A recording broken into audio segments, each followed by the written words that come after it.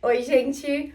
Faz tempo que eu tô enrolando pra gravar esse vídeo, mas vamos lá, a história desde o início. Pra quem não sabe, eu vou trabalhar na Disney no final desse ano. Fui aceita pra trabalhar na Disney há um mês atrás, mais ou menos.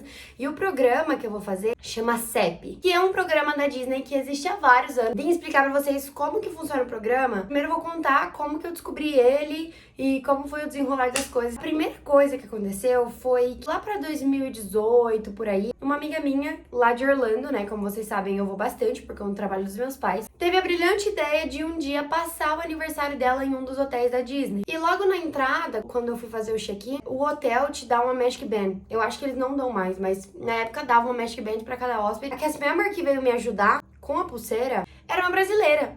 E aí a gente começou a conversar em português e eu perguntei pra ela, por que você tá trabalhando aqui?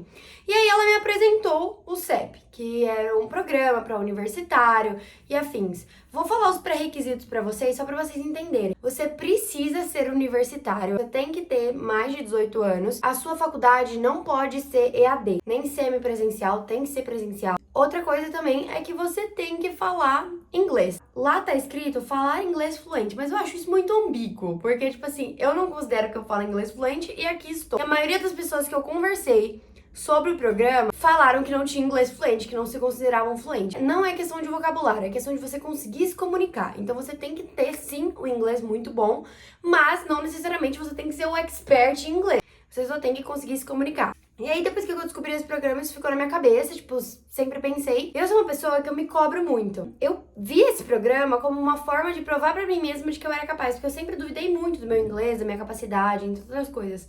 Falei, gente, se eu passar nesse programa, é porque acabou. Não tenho mais o que contestar das minhas capacidades. E vocês sabem que eu tenho uma relação direta com a Disney, uma relação recorrente também, né, de ir pra lá sempre, de ter convivido bastante. Então não era um ambiente completamente novo pra mim e também, pô, a maior empresa de entretenimento do mundo. Que experiência, né? Eu comecei a me dedicar muito pra isso, não só pela questão de, tipo assim, saber também como é que é o outro lado da Disney. Eu sei tanto como é a Disney como guest, mas não sei como era ser um cast member. Eu sempre tive essa curiosidade. E aí, um belo dia, decidi me inscrever. No ano de 2022, foi uma loucura o processo. Veio a pandemia e aquelas coisas todas e ficou praticamente 2, 3 anos sem ter o CEP. E ninguém sabia se ia voltar. De repente, meus queridos, voltou. E eu fiquei sabendo, só que eu não me sentia preparada ainda com o meu inglês pra fazer as entrevistas e afins. Eu comecei a estudar pra poder me inscrever no próximo ano. Só que, chegou outubro, eles abriram meio que um processo relâmpago doido. Tipo assim, basicamente, faltou... Como tem vários países que fazem esses programas, tem gente de vários países que vão. E, se eu não me engano, no Peru e na Argentina faltou pessoas. E aí eles vieram atrás do Brasil de novo. E nisso eu já tava no meio do meu estudo de inglês, tipo assim, focando só pra isso. Tipo, eu não sabia se eu me inscrevia, se eu não me inscrevia. E aí, basicamente, o que eles fizeram é botar um link no Stories da STB, que é a empresa que faz essa conexão com a Disney. É basicamente uma agência de intercâmbio daqui do Brasil, que trabalha com a Disney tem anos, e eles que fazem esse recrutamento pra Disney. Você não paga nada pra eles. A inscrição é feita pela STB. Inclusive, vou deixar, tipo, o arroba da STB aqui pra vocês darem uma olhada no Instagram. Pra quem que tiver interesse no programa, ativa as notificações dos stories, porque eles sempre postam quando vai abrir. Que é sempre em abril, geralmente. E aí, abril e outubro, do nada, eles... Basicamente, a STB postou no Stories um forms, tipo assim, quem quer? Eu vi aquele forms e eu falei, e agora? Mas eu coloquei o nome no form, como quem não quer nada. Bom, me chamaram pra entrevista, só que me chamaram, tipo, num dia, tipo, 6 da manhã e marcaram a entrevista pras 10 e eu tava, tipo, na estrada. Porque ia ser online até então, né? Porque pandemia, afim. Só que, gente, eu fiquei tão ansiosa por saber da entrevista, tipo, um pouco antes, logo depois já era a entrevista, que eu simplesmente tive uma crise de ansiedade gigantesca. Não era um momento, tipo, eu tava dentro do carro, eu ia ficar super nervosa por ser um negócio que foi de última hora. A questão de eu ter desistido em si não foi uma questão muito racional, foi uma questão mesmo de ansiedade, sabe? Quando você entra numa crise e fala que não consegue alguma coisa e deixa isso pra lá. Não fiz a entrevista e deixei isso quieto. Continuei estudando, continuei me esforçando até abril, quando abriu as vagas pro processo que eu realmente estava me preparando. Óbvio que eu tava muito insegura, gente. Foi tipo assim, nesses 6 meses, pra vocês terem ideia do quanto eu não romantizo esse processo, ainda mais pra uma pessoa como eu, que é ansiosa, não é um processo fácil, não é um processo que você fala, tipo, nossa, Foi tranquilo. Porque não é, tipo, em questões emocionais mesmo. E é um negócio que, tipo assim, sempre foi muito importante pra mim passar nesse programa. E eu sabia que se eu não passasse, eu ia ficar muito chateada. Eu não ia saber como eu ia lidar. Eu estudei, tipo, praticamente 6 meses, de setembro a abril. Obviamente eu não tava me sentindo preparada, mas o que eu não sabia é que, na verdade, eu tava preparada. Mas o que eu falo que foi muito difícil desse programa... Ai, eu vou começar a chorar. É que... a ansiedade, às vezes, ela se volta contra a gente. E principalmente eu, como eu falei, que eu sou uma pessoa muito autocrítica. Às vezes eu não acredito que eu passei, sabe? Por isso que eu fico assim. Porque pra mim eu tava tão convicta que eu não era capaz, que quando eu vi o Congratulations foi uma loucura pra mim. Tipo, de pensar, caramba, olha isso, você passou a vida inteira pensando que você não era capaz e afins. Eu já fiz um vídeo sobre isso com vocês. Eu tenho distúrbio alimentar desde os 12 anos. E eu tava numa fase super boa ano passado, tipo assim, questão do distúrbio, eu tava fazendo terapia. Só que a questão do programa desencadeou tudo isso. Tanto é que de setembro do ano passado, quando eu comecei a estudar pra cá, eu engordei 10 quilos. 10 quilos de tanto que eu tive compulsão. Porque a minha vida inteira eu fiquei... Ai, que ódio. Eu fiquei transitando entre uma privação alimentar extrema e entre compulsão. E talvez um dia eu faça um vídeo inteiro sobre isso. Emocionalmente falando, foi muito difícil. E tudo isso porque eu achava que eu não ia conseguir. Primeira etapa desse processo, quando você se inscreve e consegue, porque sim, é um processo muito concorrido.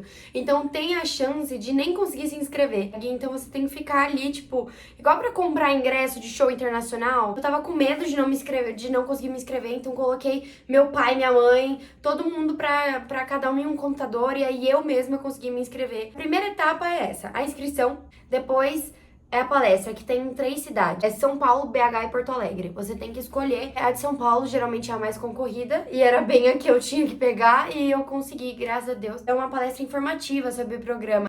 E aí a palestra foi tudo bem. Eles explicam como que funciona o programa, como é que funciona o resto do processo seletivo, preços de aluguel, entre várias outras coisas, gente. Tipo, a STB ajuda vocês em praticamente tudo. No final dessa palestra, você pega um papelzinho, o dia e o horário da sua entrevista. E simplesmente a minha era pro dia seguinte. Isso já era, tipo assim, 10 da noite. E já tava marcado pra o outro dia, tipo, às 9 da manhã.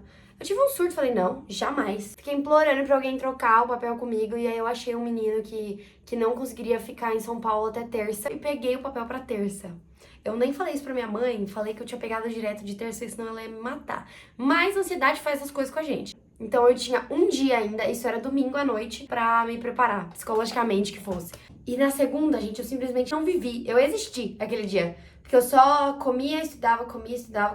E é sobre a forma de estudo que muita gente me perguntou, mas o que você estudou? Inglês, gente, basicamente. Quando você tem um contato com a língua inglesa desde muito cedo, você acha que você sabe tudo, mas você não sabe tudo, entendeu? Como eu sempre precisei do inglês na minha vida pra conversas muito rápidas, tipo, coisas de viagem, bater papo com alguém, eu tinha esse vocabulário. Mas quando entrava em vocabulários específicos, eu não tinha. E eu comecei a perceber isso. Beleza, eu sei me comunicar em inglês, mas depende da situação. E aí eu comecei, tipo, a pensar mais em situações de trabalho, situações na Disney em si, que eu já tinha visto com outros cast members. E aí eu comecei a estudar bastante vocabulário e afins. Quando foi mais chegando perto da entrevista, eu comecei a estudar mais a entrevista em si. O que eu queria falar, o que eu não queria falar, os tópicos. Fiz, tipo, mentoria também, que é com a Lari maravilhosa. Deixar o arroba dela aqui, gente. Porque a questão não é a pergunta que eles fazem. É o que você vai responder, entendeu? Você pode, tipo, inverter a pergunta que eles fazem pro que você quiser falar. E aí você precisa ter em mente o que você quer passar pra eles. O porquê que você deve ser aceita. E é muito difícil, tipo, se autoconhecer num nível que você consiga passar isso pra outras pessoas. Falar por que você merece estar ali, por que eles deveriam te aceitar. É muito difícil pra gente, tipo, se elogiar tanto, sabe? Então a gente precisa desse processo de autoconhecimento. E a Lari me ajudou muito nisso. Esse processo, como ele é bem antigo, tem muitos documentos na internet, tem bastante informação sobre quais perguntas são feitas. E eles não mudam muito, sempre segue a mesma linha de raciocínio. Então, eu pegava essas perguntas, peguei uma lista gigantesca de perguntas, gente. Tinha, acho que ao todo devia ter umas 100 perguntas. E fui respondendo durante os meses, tudo. Ao invés de, tipo assim, decorar minha resposta, eu gravava no gravador do meu celular o que eu queria responder. Aí depois eu via de novo, via o que eu queria mudar, respondia de novo e assim ia. Eu escrevi também bastante mais em questão de fazer mapa mental. Na segunda de manhã, manhã foi basicamente o que eu fiz, relembrar tudo isso, ver todas as minhas respostas, ouvir todas as minhas respostas. A segunda-feira foi crucial pra mim, pra eu chegar muito mais confiante. A primeira entrevista é feita com o pessoal da STB. A partir do momento que você passa na primeira entrevista, aí o processo todo é com a Disney. Fui pra primeira entrevista, que é lá em São Paulo, na Bfly, no Uber, gente. Eu fui praticamente chorando. E aí, quando eu cheguei, assim, demorou uns 5 minutos, eles me chamaram e eu fui assim, ó.